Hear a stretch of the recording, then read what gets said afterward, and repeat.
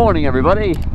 So I'm back on the bike after said incident that happened just over a week ago, and as you can see, she's running pretty smooth, and I kind of want to go through sort of bits and pieces that need to be addressed, mainly with obviously of course the accident.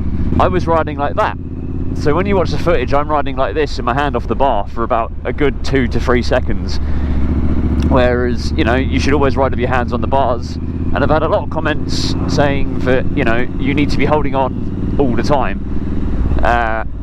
and it's kind of been mixed on comments. So you've had some really shitty comments and you've had some really nice comments, and you know, I kind of appreciate both points of view.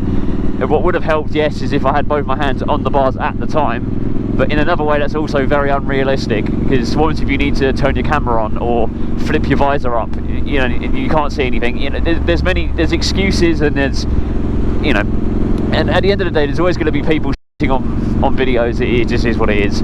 You know, the bike's okay. It probably cost about 500-600 quid to repair it. Most of the damage is on the exhaust, so I managed to find a second-hand full exhaust system exactly the same.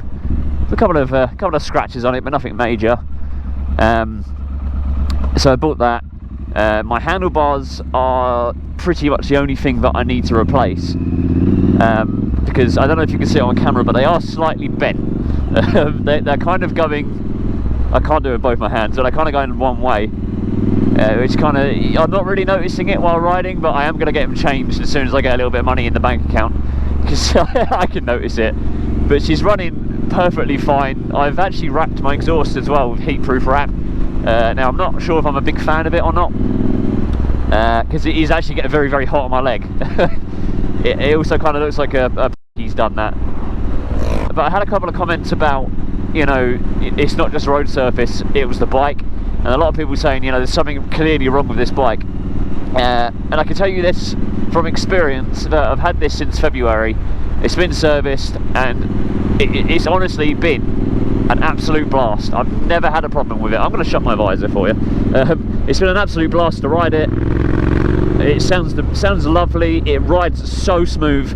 The only thing I'm going to do to this is I'm probably going to get the Fox upgraded shocks from Triumph, just to give it that extra stability on the back. Because I've had a couple of comments about the shocks not being so good on these, but again, I don't really know. But from the actual accident, if you watch it in slow-mo, I put it on one of the videos, if you watch it in like 0.5 speed, you can clearly see that the bike jumps on one bump. Oh god, I hate this road. The bike jumps on like uneven surface, and then it does it again, so the back end goes and then the front end goes, and that's what causes the speed wobble.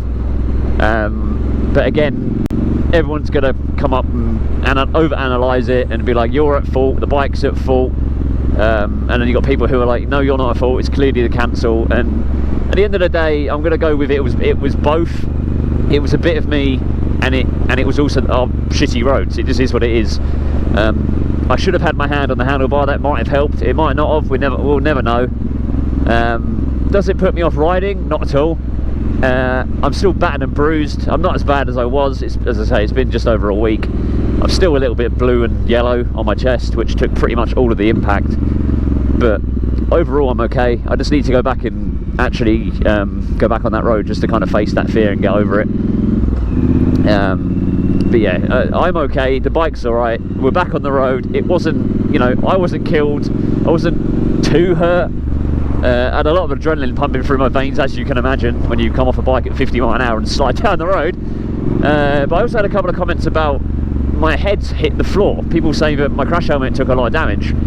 And watching it and checking over my helmet, there's not a mark on it at all.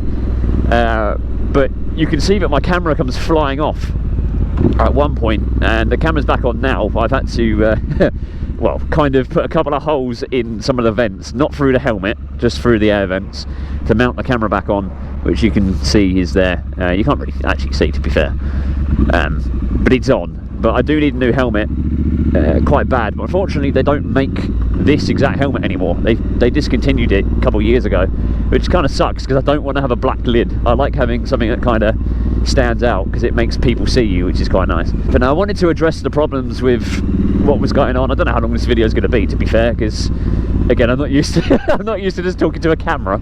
Not that anybody cares what I have to say anyway, but those of you that do, thank you very much, and I appreciate all of the nice comments. Oh god, we've got a speed bump, my worst nightmare. And I appreciate, you know, everyone being so kind. Well, most of you being so kind, and f you to the people who didn't care less. But yeah, it is what it is. Everyone's gonna hit on someone for something. You could be saving a kitten's life, and people are still gonna call you a prick for it. So you can't win. I need to figure out where I'm actually going, because right now I'm on my way to a new job. Because I got bills to pay and I've got no money left because someone threw his bike down the road. I also had a couple of comments about rear shocks. Twin shocks apparently suffer with being, I can't really remember what he said, being unstabilised or something like that.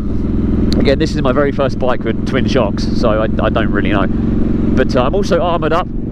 You can't hear that, obviously, duh. But I bought one of those sort of, it's kind of like an airsoft, like SWAT armour, but my chest is protected now, my spine's protected.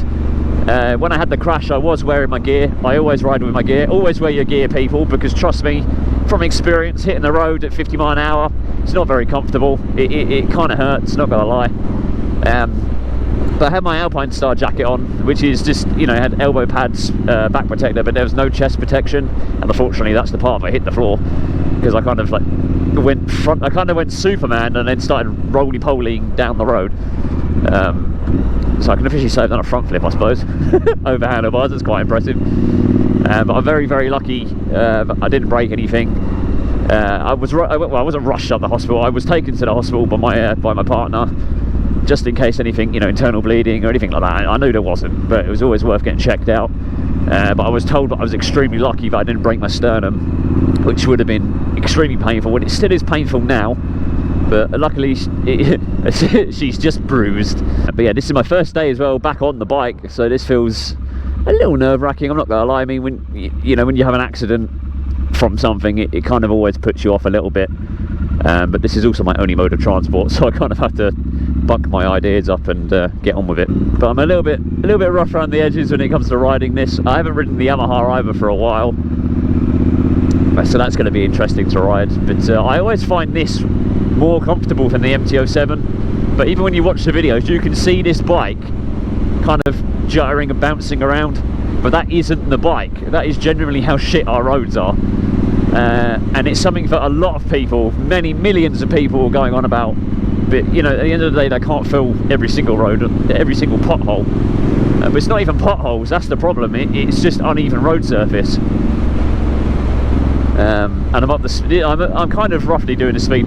Well, roughly doing the speed I was doing when I hit the thing. But I don't know. Maybe if I had my hands on the bars, it could have been different. It could have been. I could have saved it. I don't know. I feel like I probably couldn't because of how quickly I wasn't going that quick. I was actually doing it under the speed limit, luckily. The speed limit was 16. I was doing about 50, I think, when you watch the guy who was following me to more. Plug to him. He was honestly fantastic. The first thing he did was he went and grabbed my camera for me, which I asked him to, because I quite literally just bought this camera, which is like 400 quid, about 2 weeks before the accident. And I've actually got footage, but unfortunately I turned my camera off about 3 minutes before the accident happened, and I would have been more pissed off if Damore wasn't filming, to be honest. And no one would have believed me of what happened, but at least I can kind of look back on it now and laugh. My whole attitude between riding is just going to kind of change. You know, I'm going to start slowing down. There's a lot I need to improve on. It's a lot of bad habits. I've been riding since 2016, so it's been about 8 years. But yeah, there are things that need to change for me and for other road users and the road, I suppose. But luckily, I'm so happy when the accident happened that I wasn't hit by anything, because that could have possibly been fatal. Because you see my head and my legs going the other side of the road, so I'm extremely lucky that there was no one else going that way that day. So hopefully I've kind of cleared the air a little bit, So basically, what I'm trying to say is I'm a bit at fault. The road's a bit at fault. It was bad timing. It was unlucky. It is what it is. We live and we learn. But yeah, well, again, thank you everyone for all the nice comments, everything you were saying. I appreciate it a lot. And stay tuned for more content, because I'm not giving up. Unfortunately, to all you haters, I'm not quitting riding. And yeah, I'll see you in the next video.